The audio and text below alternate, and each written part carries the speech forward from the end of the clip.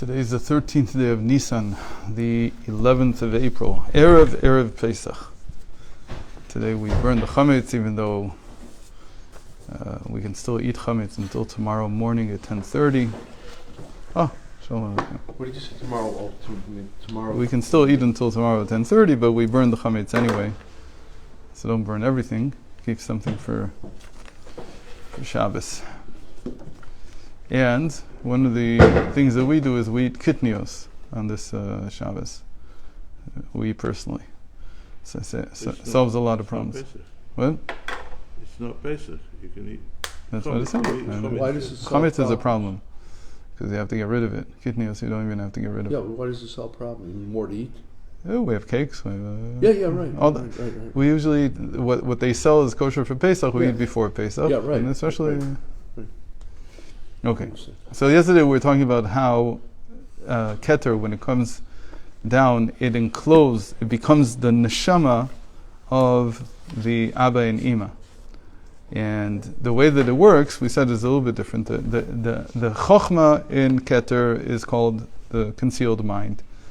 And it's inside the skull. The skull is called the Keter of the chokhmah, and so on. Everything we haven't talked about this in length, but we mentioned it. The Bina in Keter is the throat. But then the Keter comes down into the two lower father and mother Partzufim. Right. They are not right. And the way he does this is that he puts his arms into them. That's like the picture. So the arms of Arich, of the will, are going into the father and mother that are lower than him. So the arms become like the soul of the mother and father. So that's what we saw yesterday mostly, and we talked about that now that they have ratzon inside them, the father and mother, now that they have will inside them, so they have the ability to discern and to bring close whoever needs to be brought close, and push away someone who doesn't. By the way, this is probably the reason why chinuch or discipline has fallen apart in the last say 100 years. The reason is because there was no will inside it, meaning the father and mother, who are like the bringing up the child, because they have no will inside them, so they can't really use discipline. They can't give you a reward, they can't give you a punishment. Everything seems arbitrary. Why? Because there's no higher will. There's nothing guiding. So everything that they're doing is just on the fly to whatever they feel like. That's what happens when you don't have a higher will that's guiding your parenting.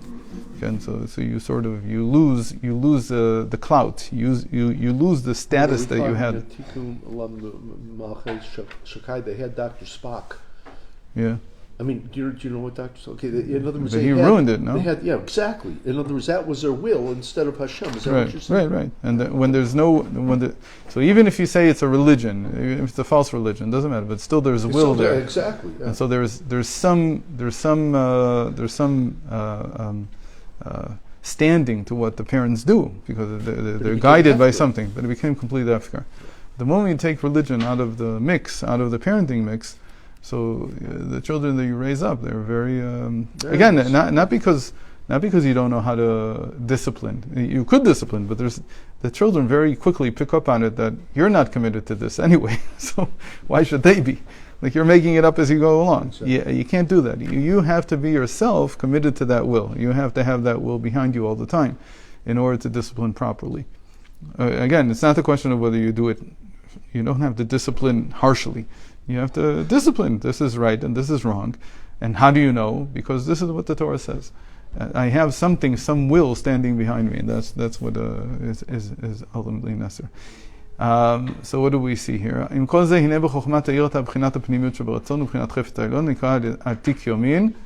We read this yesterday. I'm just reading a little bit just to remember where we are. 158 on top, third line. הנקרא עתיק יומין, שהרי החוכמה תנהיג הרצון להיות כפי הראוי על פי התענוג עליון, מה שנתבע הקדוש ברוך הוא להיות לו דירה בתחתונים. Again, we said that the ultimate purpose of Hashem is to have a dwelling place below, and that guides, that's the pleasure. The pleasure is to feel like you're in your dwelling place. When a person's in his dwelling place, he can reveal himself completely. That's what Hashem wants. That's why we say that He yearns to create a dwelling place below, because He wants to be able to reveal Himself entirely, without any limits. And for that to have, that's His pleasure. That's what He's really looking for. And so when I have that as my guiding rule, that's the ratzon, that's the will inside of me, then my chokhmah and bina, they now have chefetz, they now have desire. This is all taken, by the way, from the Idra Zuta, from the Hazinu. There's two idrot, two yeshivas, you can call it. Idra is like a yeshiva. It's like a gathering. It's a silo, really. Nidra is a silo, but it means a gathering of chachamim, of sages together. And there was one that was done about a year before Rashbi passed away. And there he revealed the secrets of Abba and Ima, of the father and mother. And then he felt that there was a lot that was left over, and that he revealed on the day of his passing, and that's called the Idra Zuta, the small gathering. The small gathering, because in the meantime 3 had already passed away. 3 of the sages that were with him had passed away. And in the Idra Zuta, he describes the Keter. He describes all the different levels of the Keter, and how everything in the end affects Zeir Anpin, the small continents. Inyan, and what's it called there? Inyan chad turna dehava mitakan itnahara batash behai mocha. So he says, in the language of the Idra, it's very, it's a very hard language in Aramaic. He says, inyan shaliach, turna inyan shaliach. There was this messenger that enclosed himself. They have a mitakan. Mitakan in Aramaic is to unclothe, is to wear something. Litnahara, in order to reveal himself, in order to reveal his light, to reveal who he is. Hitlabshut or tanug mereisha stima de'atika de lo yityada. And this he calls batash b'hai mocha, and he bangs on the mind. And what does he mean here by the mind? So the Rizal revealed that the mind here is Abba and Ima, the two sides, wisdom and understanding. And the language of the Idra is very like mythological language. It's not very scientific language. You have to imagine these things, and it took a long time to understand what the Idra was saying. It's the hardest part of the Zohar. In fact, it's so hard that all the attempts to explain the Idrot before the Ari didn't do so well, to the point where we don't even have a commentary on the Idrot from before the Arizal. The Arizal was the first one to crack it, like to be able to understand what it was talking about.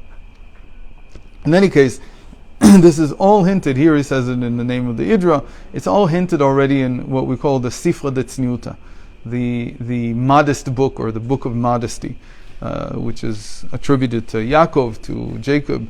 And it's also a part of the Zohar. It's it's probably the most ancient part of the Zohar, and it was handed down from apparently from the time of the patriarchs. And here he says, and this is what we're talking about, this shaliach, this messenger, he's coming from the Atik. He's coming from the highest part of the crown, the higher part of the crown, called Atik, the Ancient of Days. Shu b'chinat Atik yomin olam ha'tanug shemitlabesh b'mocha davka. And it reveals itself particularly in the wisdom and understanding. It doesn't reveal itself in the arich, in the will. So it's a very interesting thing. So there's a ton written about this, because it's a very important topic in Chassidus. It's called Abba be'atika achida achida v'talia, batuch. So, and ima pnimiut atik. There's two statements in the Zohar and the Chassidus, and that connect the father and mother directly to the pleasure, to the atik, and not to the ratzon. It's like they skip over it, and this is the idea that it comes down. V'zeh inyan ya'er Hashem panav elecha, ve'az al yedei zeh haya gam ken leidat hazav v'yitziato mi'iburo bebeten ima. So he says, and through this came the birth, the end of the gestation of Zav, the small continents, and he came out from his gestation in the mother's womb. Shezeu Yetziat Mitzrayim, and that was the exodus from Egypt. Mina Meitzar Demi. And we said Mitzrayim is the straits of me, the contracted part of me. Me is again understanding, because me is equal to 50, the 50 gates of understanding. So he came out of the straits, out of the womb. And then now he's raised. Now they raise him. The father and mother now raise him. This child that they have, and they give him moichin. They give him a soul. To give something a soul means to give it mind, to give it understanding. And then he matures. And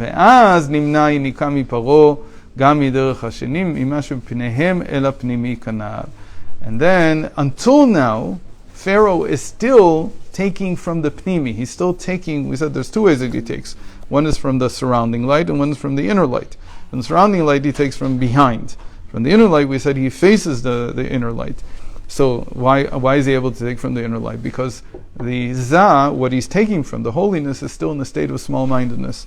So because he's in the state of small-mindedness, he can grab the smallest, we call it the smallest hairs of the nukva, of the kind of, we talked about why women cover their hair, because that's where, when we see the husband and wife as one unit, so the hairs of the wife, that's the smallest, call it conduit, that the shefa, that the Hashem's light goes through in the couple.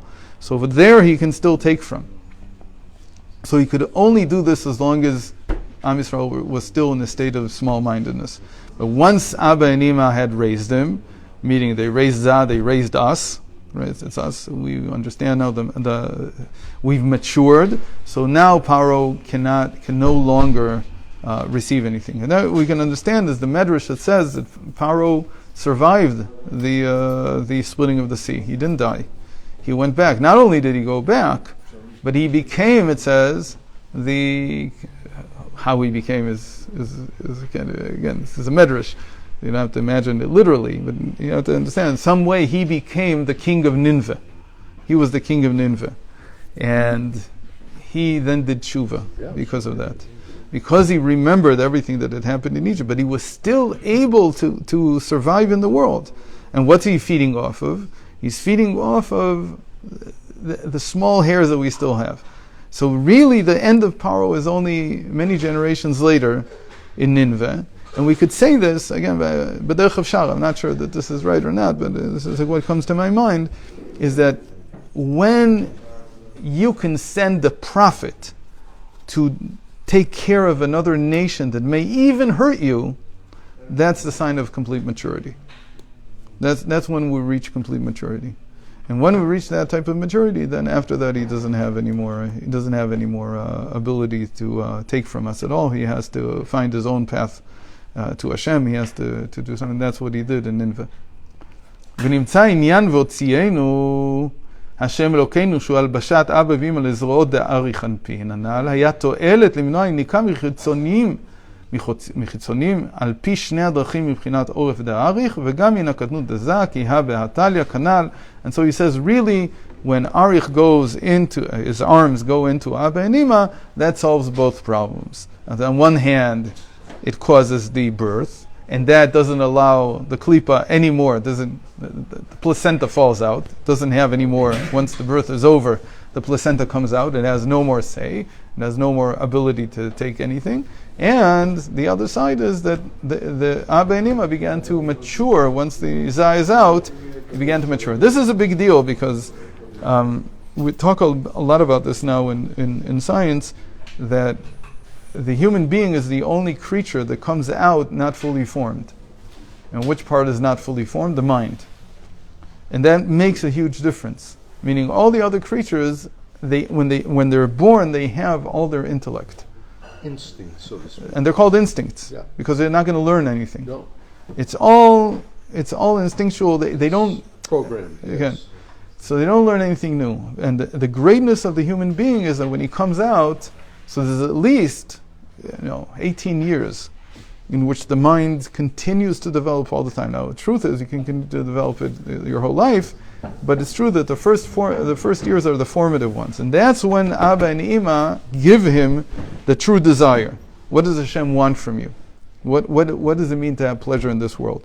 So I think we did well. We finished all the way to chapter 3. Chapter 3 is very short, as you see, and B'ezrat Hashem, we'll finish it during the Chag, and we'll move on. Keep going. You have my. Yeah, it's in the car. I forgot it again. Okay, I'll bring it to you. No problem. Okay, so Chag Sameach. Chag Sameach.